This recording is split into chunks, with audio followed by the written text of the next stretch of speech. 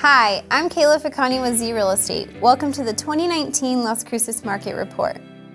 This is our year-end report with all the past year's information. I think this is the one that you've all been waiting for, and not just because I'm back in one of these videos. So the 2019 market was very strong. It continued its year-over-year increase both in price and number of homes sold for the last 7 years. The total volume of homes sold increased from 437 million to 464 million for a 6% increase in total real estate volume. The number of homes rose in 2019 from 2,193 to 2,253. That's an increase of 60 homes or just under 3%. Price also increased from just over 199,000 to 206,000, or a roughly 3% increase. So I know what a lot of you are thinking. You're thinking, well, that's not a very big increase from 2018 to 2019. And it is fairly minimal, but I want to give you a little bit of historical perspective as well. In 2012, the average home price was 167,000. In 2019, it's 206. That's a 22, almost 23% increase. As far as number of homes sold, in 2012, we sold 1,300 homes, and in 2019, we sold 2,200. That's a 70% increase. So even though the increase from year to year was fairly minimal over the past 12 months, the historical data is still really strong. The market's still improving both on number of homes sold and price. The biggest story of 2019 was interest rates. Most analysts expected the interest rates to increase as they had in 2018. However, 2019 did not deliver on those expectations. At the beginning of 2019, the interest rate was 4.5%, according to Freddie Mac. However, the interest rates continued to fall throughout the year, with the lowest being 3.49% on a 30-year fixed mortgage. So what does that mean to the consumer? Well, let's take an example. If you were to put 5% down on a $200,000 house, your principal and interest payment would come out to about $964. Now, let's say that same person decided to buy in September when interest rates hit their very low. That same person could basically buy a $225,000 house for the same monthly payment as what would have been a $200,000 house in January.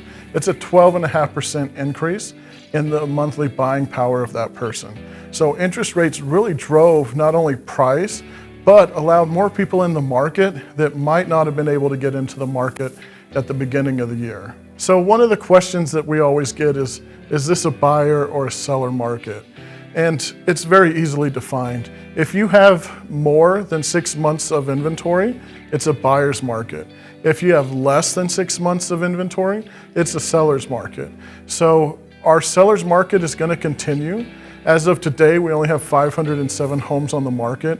So that's only a couple months of inventory. So it is certainly a seller's market. So if you are in the market to sell, things will continue to look strong.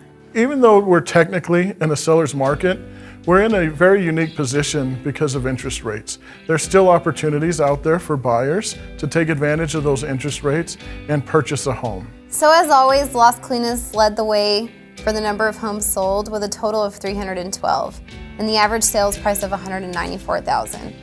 That's only 9 additional homes over last year and a $4,000 average sales price increase. Sonoma East followed Las Colinas with 188 homes sold and at an average price of $263,000.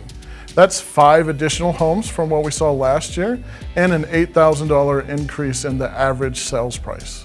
Sonoma West had 183 homes sold at an average of $245,000, which is only 1 less home over last year with an average sales price, however, of a $6,000 increase. The most expensive home of 2019 sold in Picacho Hills for a cool $1 million. So I think it's now time for your predictions of what 2020 has to hold for us. He obviously watches way too much ESPN bold predictions. Well, of course. I mean, who doesn't? But since we are making predictions, and if you don't want to, I will. In 2020, I think we're going to see a lot of the same. We do have some factors that are going to come into play. It is an election year, and election years can always bring volatility to the market. Although historically, election years are also pretty strong for real estate. So that's something to keep an eye on. If I had to make a prediction right here and now, I'd say that we will probably end up at slightly less transactions, but I do think the price of homes is going to continue to inch up. We're not going to see huge increase in appreciation, but I do think we'll see a little.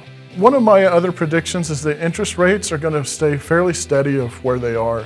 I don't think that they are going to have big increases. I don't think we're going to see the Feds increase rates. I think that they're going to stay fairly flat. I don't think that they're going to want to change things in the election cycle. We want to just take a real quick minute to say thank you. We want to thank everybody for your continued support and watching our videos. We will also want to thank all of our clients, our friends, our families for all your support. We couldn't do it without you. We wish you all the very, very best in 2020. Remember, real estate is local, neighborhood by neighborhood, and price range by price range. If you're considering selling, let us analyze your home specifically. And if you're looking to buy, every real estate market has an opportunity in it. You just have to know where to find it.